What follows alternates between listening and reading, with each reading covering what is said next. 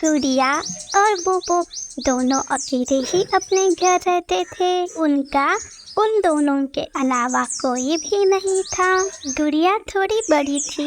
वो जंगल से दाना ढूंढ कर लाती और बुबू को खिलाती थी। दीदी, आज मेरा मकई के दाने खाने का मन कर रहा है। बुबू, तुम्हें पता है जिद पूरी करने के लिए हमारा कोई नहीं है, पर मैं हूँ ना।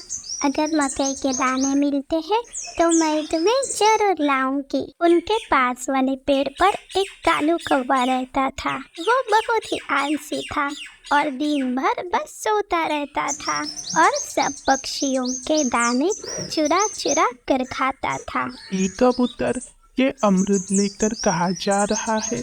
जरा मुझे भी चखा दे। कालू, आज नहीं प्लीज। मेरी पत्नी अंडे देने वाली है। मैं उसके लिए ये अमृत लेकर जा रहा हूँ।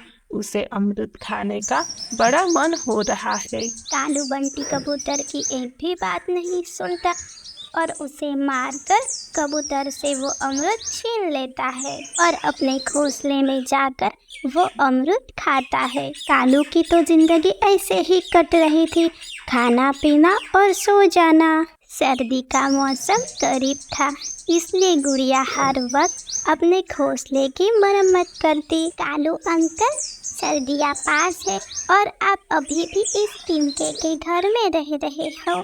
जल्दी से अपने लिए एक अच्छा सा घोंसला बना लो, नहीं तो ठंड में आपको इधर उधर भटकना पड़ेगा। कालू मन ही मन में कहता है। क्यों बना रही है ना मेरे लिए ये घोंसला?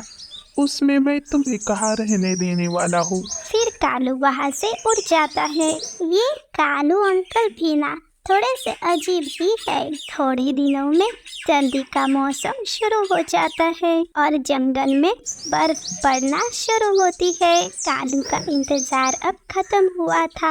वो गुड़िया के घर में घुस जाता है। कालू अंकल, आप हमारे घर क्यों आए? कुछ काम है क्या हमसे? काम तो है, पर तुमसे नहीं, तुम्हारे घर से है।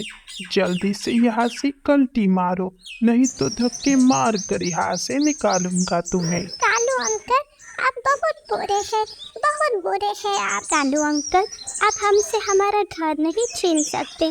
हमारा कोई नहीं है, हम कहाँ जाएंगे? चाहे आप कुछ भी करें, हम यहाँ से हमारा घर छोड़कर कहीं नहीं जाएंगे। फिर कालू कुछ परवाह किए बिना बुबू को मारने लगता है। चिड़िया, अगर ये घर नहीं छोड़ा तो तुम्हारे भाई को जान से मार दूंगा मैं। हाँ कालू अंकल, प्लीज मेरे छोटे भाई को मत मारिए। उसके सिवा कोई भी नहीं है मेरा इस दुनिया में। हम दोनों ये घर और जंगल छोड़कर कहीं दूर चले जाएंगे। अब आई ना अकल ठिकाने। फिर गुड़िया और बुबू कड़ी ठंड में घर से बाहर निकलते हैं और बहुत देर उड़ने के बाद एक पेड़ पर बैठ जाते हैं। दीदी, दीदी, मुझे बहुत ठंड लग रही है। बुबू, अब हम क्या करें? उस जालिम कौवे ने हमारा घर भी हमसे छीन लिया। तभी वहाँ पर एक बूढ़ी चिड़िया आती है। बेटा, तुम दोनों यहाँ पर इतनी ठंड में क्या कर रहे हो? जल्दी अपने घर जाओ। तब गुड़िया उस बूढ़ी चिड़िया को सारी बात बताती है। बहुत बुरा है वो कौवा। भगवान उसके किए की सजा उसे जरूर देंगे। मैं एक जादुई चिड़िया हूँ।